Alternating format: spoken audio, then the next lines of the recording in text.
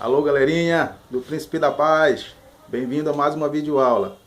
Nessa videoaula de hoje vai ser para dar uma reforçada lá nos conteúdos que nós vimos lá nos 2 primeiros capítulos do livro de vocês, tá? É o conteúdo da sua prova. Esse vídeo de hoje nós vamos tentar relembrar o que a gente viu antes daquele problema da pandemia, né? Que é quando nós estávamos nos preparando para dar a nossa primeira avaliação.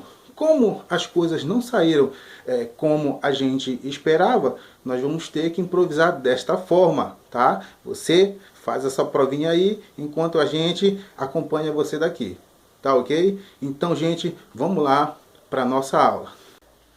Vamos lá, gente do 8º ano, acompanhe o tio aqui na revisão para você fechar essa prova e meter lá o 10ão lá na sua prova no final, beleza? Vem com o tio.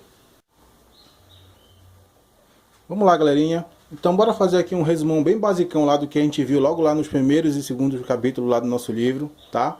Você que estiver ali, você pode estar acompanhando isso lá na página 3 e 4 lá essa aula, essa parte inicial aqui. Então vamos lá, sem demais delongas, vamos rapidinho lá. Bom, a gente começou vendo sobre, a gente entrou na verdade falando sobre eletricidade. E aí nesse início aí a gente começou a entender o que era, na verdade, de que era composta a matéria. A matéria é composta por átomos. O que seria átomos? Átomos é a menor partícula da matéria, tá? Eu peguei aqui e coloquei uma estrutura de um átomo aqui. Nós vimos que a estrutura do átomo ela é composta por um núcleo e pela sua eletrosfera, tá? Sendo que no núcleo ele é composto por prótons e nêutrons. Tá? Lá no núcleo você vai encontrar os prótons e os nêutrons. Na eletrosfera você vai encontrar os elétrons. Tá? Os prótons eles são partículas de cargas positivas. Os elétrons são partículas de cargas negativas. E os nêutrons são partículas de cargas neutras. Então, ó, imagine que eu tenho um elétron. Imagine que esse átomo que eu pus aqui, ele é um átomo que eu peguei da tabela periódica. Esse átomo, ele é um átomo estável. O que quer dizer estável? Ele possui o mesmo número de carga positiva, ele possui o mesmo número de carga negativa, tá? Ou seja, se ele possui 3 prótons, automaticamente ele também possui 3 elétrons. Esse átomo, ele é estável. Tranquilo? Vamos passar para a próxima.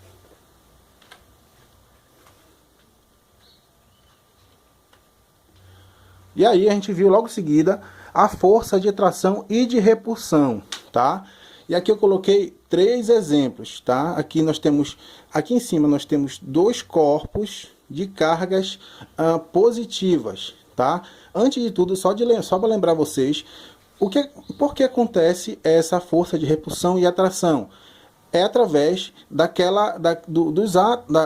eletrosfera do átomo. Quando o átomo ele se aproxima com outro átomo, automaticamente eles tendem a trocar elétrons. Lembra? Elétrons são cargas negativas. Quando eu tenho 2 átomos, esses 2 átomos eles são estáveis, e quando eu aproximo os dois, eles vão trocar elétrons, eles vão trocar cargas negativas. E aí quando eu troco cargas negativas de dois átomos, eles acabam ficando instáveis, ou seja, um vai acabar ficando carregado positivamente e o outro vai ficar carregado negativamente. Acontecendo isso, acontece o que a gente vai explicar agora aqui, tá ok? Então, ó, eu botei aqui 3 exemplos. Primeiramente, o exemplo aqui de cima das 2 bolinhas azuis. Notem que são 2 corpos com cargas positivas, tá? Lembra que eu falei para vocês dentro de sala? Corpos com cargas idênticas, eles vão se reprimir, eles vão se expulsar, eles vão se afastar um do outro. Beleza? Mesma coisa acontece aqui embaixo, tá? Tem 2 corpos de cargas negativas. Quando eu aproximo os dois, automaticamente eles vão se afastar. Diferente desse último exemplo aqui embaixo, que eu coloquei 2 corpos com cargas opostas. Lembrem que eu falei na sala de aula. Cargas opostas, elas têm tendência de se atrair. Foi daí que surgiu aquele dialeto que fala os opostos se atraem. Tá ok? Vamos passar para o próximo. A gente vai falar agora, a gente falou também de campo elétrico, tá? Um corpo, quando energizado positivamente ou negativamente, ele pode gerar um campo elétrico. E dependendo da intensidade desse campo elétrico e do grau de alcance desse raio varrido por esse campo elétrico, ele pode atrair ou repelir outros corpos ao seu redor, que a gente viu agora há pouco, tá? Então, campo elétrico aqui, ó. Aqui eu botei um exemplo do campo elétrico que a gente mostrou em sala também.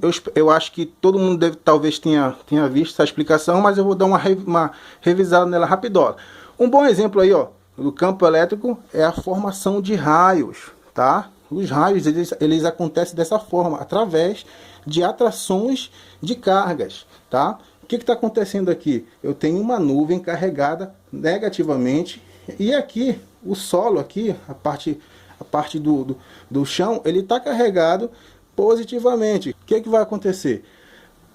O campo magnético entre a nuvem e o solo, eles vão começar a aumentar. Eles vão ficar mais intensos. Quanto mais intenso eles ficam, vai chegar um momento que eles vão se interligar os dois e vai ter essa troca de cargas. E essa troca de cargas, ela acontece de uma forma muito rápida, né? E em forma de raios elétricos, que é justamente a formação do raio que a gente vê. Beleza? Então aí a gente tem a formação de raio através do campo elétrico, do campo que acontece entre a nuvem e o solo. Beleza? A gente viu também um outro exemplo de campo elétrico. A gente falou sobre blindagem eletrostática. O que acontece? Acontece que as nuvens elas ficam carregadas através do contato de uma com outra, ou então através do contato com o vento. Elas acabam ficando carregadas de forma, pode ser positiva ou negativamente, mas elas ficam carregadas. Então aqui eu tenho um avião que estava aqui no solo. Automaticamente, quando ele senta em solo, ele acaba recebendo uma carga do solo, ou seja, ele subiu com um certo tipo de carga.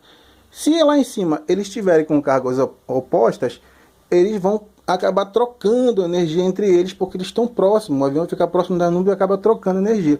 Nesse caso aí, tá? Aconteceu que esse avião ele foi atingido pelo raio, tá? Mas não aconteceu nada com os passageiros. Por quê? Porque aí nesse caso também acontece uma coisa que a gente chama de blindagem eletrostática, tá? Que acontece? Nesse tipo de situação, os passageiros que estão lá dentro, tá? Eles não vão ser atingidos pelo raio, porque lá dentro o campo magnético ele é nulo, ou seja, o raio atingiu o avião e essa carga elétrica ela vai ser dispersa sobre a carcaça de todo o avião, mas ele não chega a atingir quem estiver lá dentro. Bom, a gente viu também sobre o campo magnético da Terra, que não é muito diferente também do campo gerado pela eletricidade. Então, ela funciona basicamente dessa forma. A gente utiliza uma bússola e o polo norte da bússola ele vai ser atraído pelo polo sul magnético da Terra e vice-versa. É basicamente isso também. Ele tem um campo de atração também muito grande. Bom, a gente viu também as formas de energia e suas transformações. Tá? Nesse caso aí, as fontes de energias elas podem ser classificadas em renováveis e não renováveis. Tá? Nas fontes renováveis, são fontes de energias naturais consideradas inesgotáveis, ou seja, renovam-se constantemente de forma natural. Caiu um exemplo aí, eu coloquei a luz solar, tá? Ali a energia eólica também, são fontes de renováveis que se renovam naturalmente. Também nós temos aí a fonte não renovável, que são fontes de energias naturais, consideradas finitas ou esgotáveis, e que não se disponibilizam continuamente na natureza. Aqui eu dei um exemplo do carvão mineral e o gás natural também. E aí eu tenho dois exemplos de fontes renováveis aqui, que é a energia eólica e a energia solar.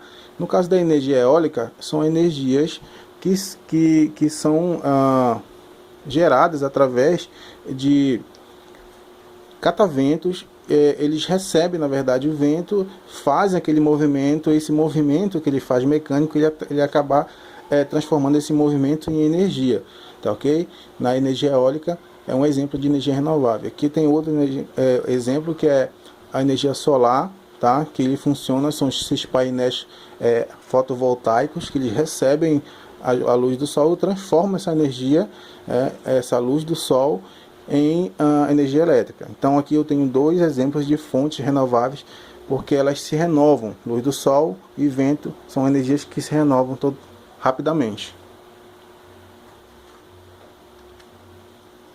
E aqui eu tenho outro exemplo, só que agora a gente vai ver de fontes não renováveis. Aqui um exemplo de fontes não renováveis. Eu tenho o exemplo das usinas termoelétricas. Essas usinas aqui, normalmente, elas queimam combustível, tá? Como os combustíveis fósseis, gás, carvão. Ou seja, elas queimam algum tipo de combustível para poder gerar energia termal. Ou seja, nesse caso aqui, a matéria-prima que elas utilizam, elas são esgotáveis, elas não se renovam, ou seja, elas são fontes não renováveis. Beleza, um bom exemplo aí de fontes não renováveis. Galerinha, é basicão só isso mesmo. A gente focou no que mais interessava para vocês e eu espero que tenha ajudado vocês e tirado todas as dúvidas. Qualquer coisa vocês podem estar me contactando aí que a gente vai estar tirando qualquer dúvida de vocês. Tá ok? Bom estudo!